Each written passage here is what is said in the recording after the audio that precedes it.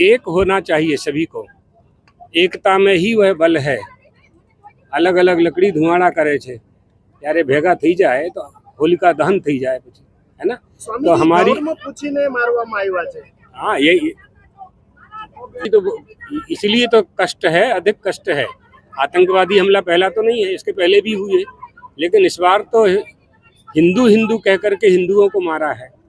इसलिए दलगत राजनीति से ऊपर उठ करके सारे नेताओं को, सारी पार्टियों को, समस्त सनातन धर्मावलंबियों को, देशवासियों को जो भारत में निवास करते हैं, भारत का भोजन करते हैं, सबको एक होकर के आतंकवादियों से मुकाबला करना चाहिए। और आतंकवाद को जो सहायता कर रहे हैं उनको भी शिक्षा देनी चाहिए, चाहे कोई हो।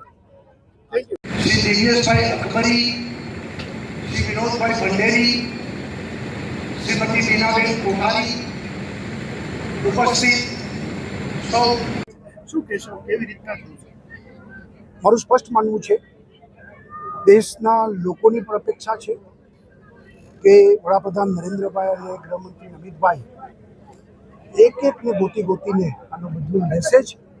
સવાલ સ્ટ્રેટેજી અને સમયનો હોઈ શકે છે, પરંતુ આતંકીઓને ભારે પાડશે।